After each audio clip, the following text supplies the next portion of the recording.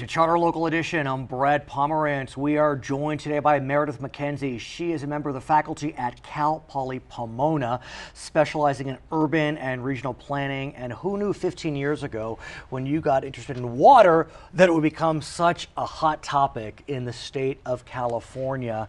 I want to speak with you about kind of the ethos of Southern California, for example. We know that we love our lawns. I mean, it's undeniable that we love our green lawns. When you think about the amount of water that's used to keep those lawns green, it's pretty remarkable. Well over 50% of the water consumption of residential use is lawns. What do you make of that, and what do we do with it? Well, it's a very complex problem. Oh, yes. And it's mostly complex because, first of all, our founding fathers for Southern California, the promoters, had plenty of water coming in due to our major water sources, and so they really wanted that water to be used. So of course part of the big effort to get people to move here from the Midwest and the East was you can have the wonderful lawn that you have in the Midwest. So what we've done for the past 50 to 60 years has really culturalized people to say, even though you're here in Southern California in a Mediterranean climate that's semi-arid, it's okay for you to have a lawn like you live in Ohio or New York or even in parts of the South. So I want to ask you, since you are an academic, we had a pretty bad drought in the 70s. And so I'm just wondering, why didn't our sense of where we live change back then? Because I feel as if Southern California is forever altered its view of itself. Why didn't it happen back then? Well, I think there are a couple of reasons. First of all, the population was much smaller then. And so that there was a belief on the part of the water planners that this was a temporary problem, that there really was enough long-term water supply.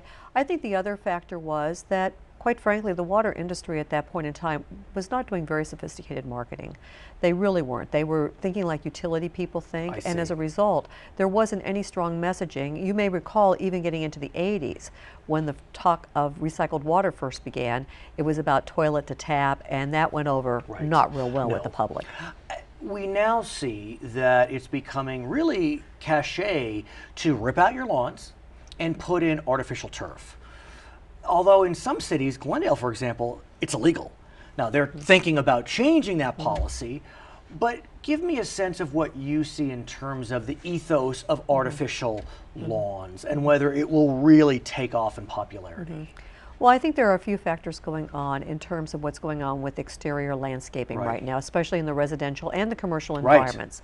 One is the artificial lawn, which is artificial turf, which looks green, but it's not grass. And it's hot. That's and it is hot, correct.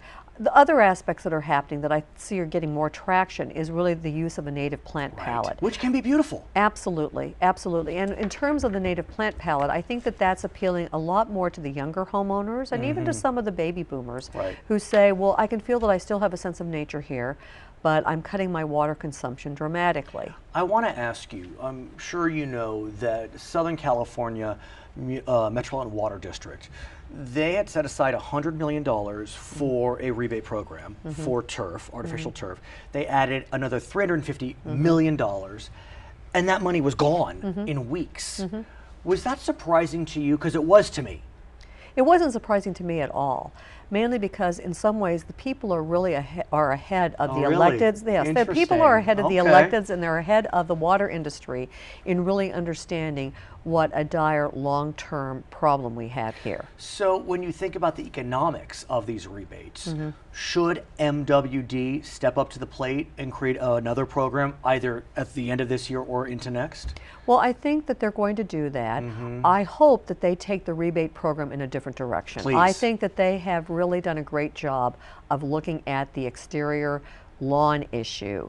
What I would like to see them do more of is offering rebates for gray water, for cisterns, for on-site water capture. Do you feel as if they were too generous with non-residential customers in terms of rebates? Because I understand part of the problem with some of the programs is business was grabbing it up and left no money for residential. Well, you're correct in your assessment there, and I think that it did become a problem. I think one of the lessons that Metropolitan Water District learned was that they needed to cap how much money could go to an individual user. And I will say that I think that's one reason why they burn through so much money so quickly. I do know that they're aware of that as an issue and are looking to redress that, because clearly there are some communities and some individuals and even some businesses, in fairness to the businesses, they got big rebates, but they made huge changes to their footprint. They did. But on the other hand, this is a problem that we still have to do a lot more work to get to a level of critical mass to really see the impact. I want to admit something to you, and that is the following. For many months on this program, I would talk about agriculture. And I would say that agriculture uses 80% of the state's water. I have learned that that statement was not accurate. What I learned is agriculture uses 80% of the water that's not used by the environment, and the environment uses 50% of our water. What that tells me about me and what I've kind of read and learned is that I was really sold a bill of goods, because here I am doing my research and I got it wrong.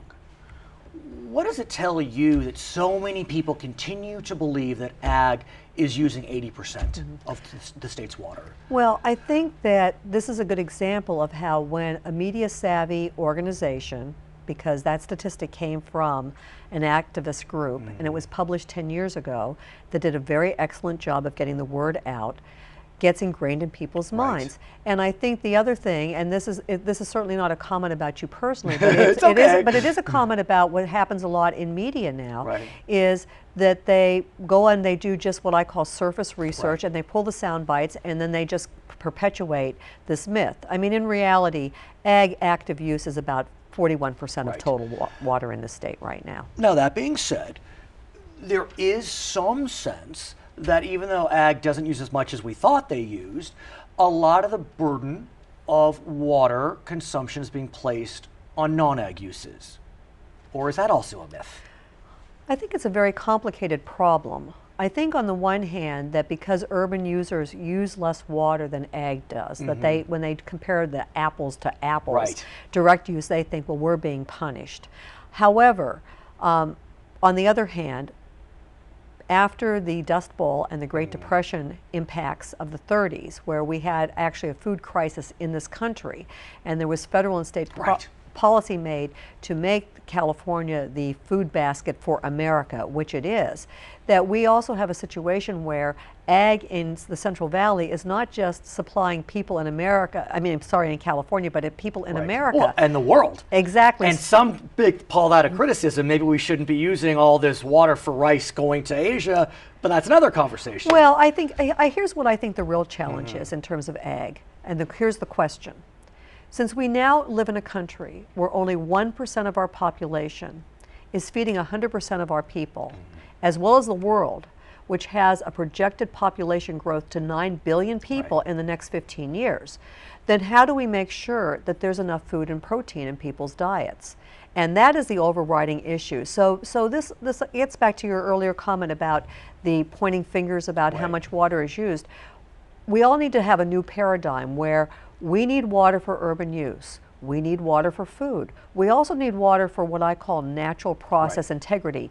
You can call it the environment, whatever you want to call it. If we cannot get our surface water and our aquifers functioning, it doesn't matter how much infrastructure we have, or it doesn't matter how much water we save on our footprints. So I think that the challenge that we're at right now is the reality that it's time for a new way of thinking and acting about water in the entire United States, for that matter.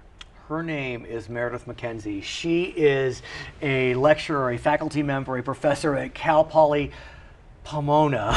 My name is Brad Palmer, so I want to thank you so much for joining us on Charter Local Edition.